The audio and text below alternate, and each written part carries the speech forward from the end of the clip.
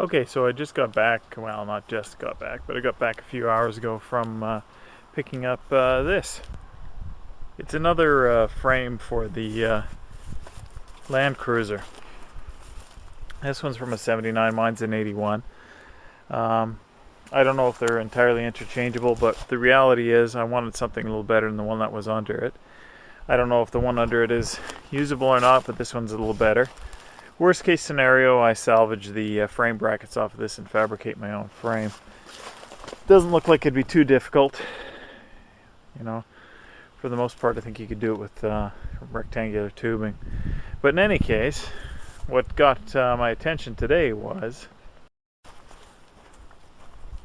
I was hearing some clunking from the F150 when I was coming back, and I decided to go and have a look at what it was. Not the nicest day, and it's almost sunset here, but I think I'm going to have to do a little bit of work here. Hopefully you can hear this on the camera. I've got it fairly close.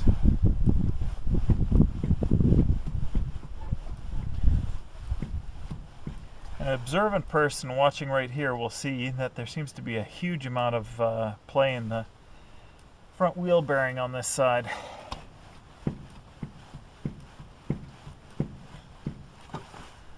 There isn't that much play on the driver's side, so I think what I'm hearing is coming from here. I'm hoping that the bearings haven't disintegrated. I might have saved the old ones, but I replaced these this spring when I redid the front brakes. So I'm going to take this apart and have a look at it. Okay, I've got the truck jacked up here and blocked. Doesn't seem to be any really excessive amount of noise coming out of it. No grinding or nothing. I can't really do the shake test because I've already loosened the lug nuts. So I'm going to pull it apart, look at the bearings, and see if they look damaged or blued or damaged. If the races are destroyed, I don't know why it would have loosened up so much, unless I didn't do it right in the first place. Okay, so here's the good news. Looking at the outer wheel bearing, it looks fine. I don't see any damage to the race. The rollers all look good, but it occurred to me that after I pulled the wheel off, there's no way I can look at the inner wheel bearing without destroying the seal. And I had a closer look at the seal, and it seems to have been rubbing to the point where the outer, edge of the seal is actually worn right away. So I had a look at the dust shield, and yeah, you can definitely see it's been rubbing like crazy here. I'm not sure why that happened, but I took the shield off, and I'm going to put it back together, torque it, see if I hear any noise when I'm running it, and then at least the vehicle is usable for tomorrow, which we need it for.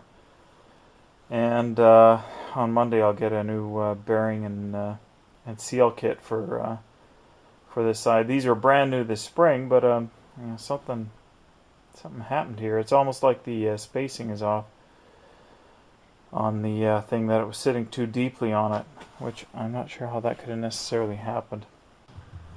Okay, so I've repacked the outer wheel bearing, and couldn't do anything with the inner without wrecking the seal, so I couldn't touch it. I retorqued or did the proper wheel bearing setup for this. You torque it, then you loosen it, then you cotter pin it. And it seems to spin freely. I can't detect any play with it as such. But all I can do now is just put it back together, put the brakes back together, and see if I still hear any clunking in the front here, or whatever. Not exactly happy today, put it that way. Okay, so everything's put back together, and I'm not getting the clunking anymore, so it looks like I've tightened the wheel bearings back up. Whether or not I've fixed the problem, I don't know. I'm going to take this thing out for a test run here and then I'll give you my failure analysis here. Okay, so here's my failure analysis of the wheel bearing loosening up. That might have been just natural loosening up, I don't know. It seemed excessive to me. And certainly the wear on the back of the rotor of the seal surface there is definitely not typical. And I had a good look at, I took the dust shield off, and now it doesn't seem to be rubbing anymore. And I had a good look at it, and I'll show it to you here. Okay, so this truck is basically on its last legs. It's really rusty. You can see the dust shield is actually pretty much falling apart. It got bent and bashed at some time. And I do remember that when I did the rotors this last spring, that I had to reshape. I had to take it off, and I had to reshape this on one side, and it was probably this side, but I can't even say that for sure.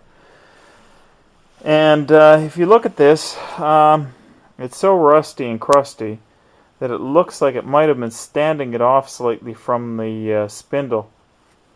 And as a result, it brought it out, like an extra bit. I won't say how much, 1/8 of an inch, 1/16 of an inch, something like that. Not to mention the fact that the bolt holes seem to have sunk down to cause it to act like it was standing off even more. So in any case, I'm thinking that that was the problem, is that when I reassembled it during the spring, I didn't notice that it was rubbing really badly against here, or ignored it. And I never got my preload done right. Preload isn't exactly a high torque. It's only 22 to 25 foot-pounds, so it's possible that even with this, slight amount of resistance that this would have been providing, it threw off my torque settings. And I loosened it off the nut, so it was freely rotating, and didn't notice the fact that it was really sloppy. So I took it out for a quick run. Everything felt good. I didn't hear the clunking anymore. So we'll see how that goes. I'm still thinking I may replace the seals and bearings, but it's hard for me to spend any more money on that. This one is supposed to be on the road, before the end of this year. Not likely, but yeah. I think maybe a set of bearings and seals is probably a good investment on the F-150. So there you go.